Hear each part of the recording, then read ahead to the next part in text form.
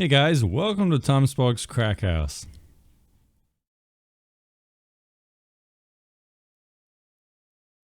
I'm just kidding. Anyways guys, today we're going to be talking about VPN scams. How can you avoid a VPN scam? Now guys, I have made videos about this before, and even articles. But I kind of was inspired once I saw this funny article on a website called WizCase. Now WizCase is a review website primarily covering VPNs and antivirus.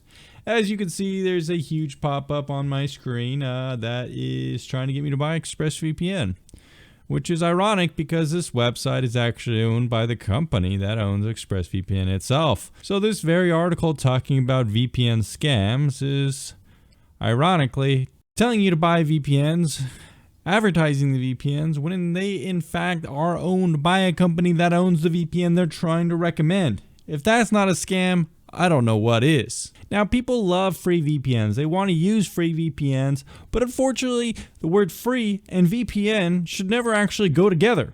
That's because VPNs are very expensive to run. They take employees, they take servers, they take the ability to use lawyers to fight off law enforcement agencies or other companies who are going after them to collect user data.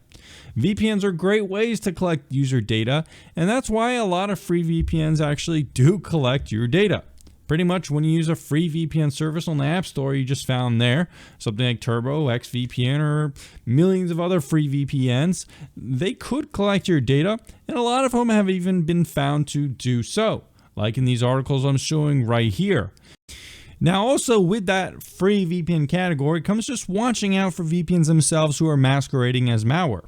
And in fact, I've found research that shows a lot of VPNs are actually installing malware on your phones, tracking you and doing all sorts of things with you, like taking over your websites and taking over your soul. Don't download Christian.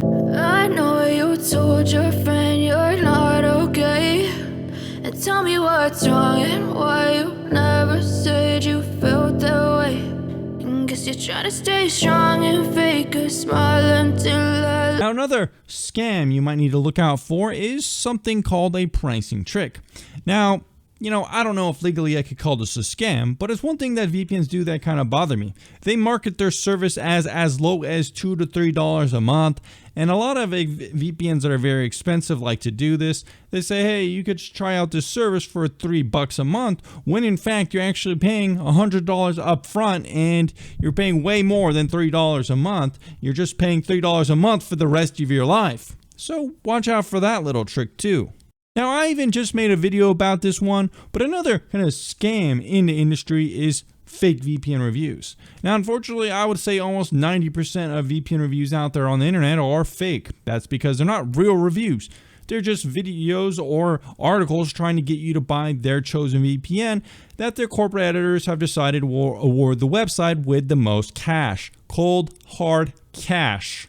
That's right. So if you're looking at a review on the website and you're not sure if it's real or not, check out this video where I talk about how to spot a fake VPN review. Now another thing you have to worry about with VPNs is if they collect information on you while using them. There are some VPNs recently that have become part of a company called Aura. Now Aura itself might not be that nefarious of a company. It's kind of like a cybersecurity suite, and I've even seen some VPN guys, as they like to declare themselves, like Christian Taylor on YouTube, advertising stuff like this, and this company has even reached out to me a couple times to advertise for them. However, if you look at the privacy policy of companies like this, they do collect your IP address, and a couple things like that can be concerning. Aura does collect more information than the average VPN. They say when you initiate a VPN connection, they collect your IP address, encrypt it, then they say that they delete it at the end of the session, and that they use this IP address for fraud prevention if you submit a payment to them. The IP address is not associated with the browsing activity.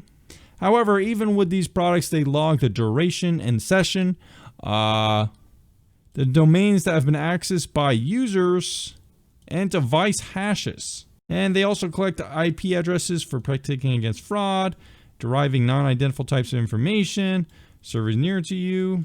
So basically, it's just a textbook example of watching out for VPNs that just collect a little bit too much information. Even if they're not doing anything nefarious, it's kind of sketchy. in my opinion.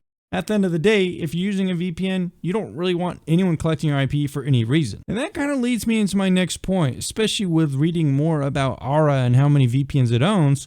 One kind of scam, I think, or maybe if you don't want to call it a scam, you could call it what it is. It's just a monopoly of VPN companies owned by the same companies.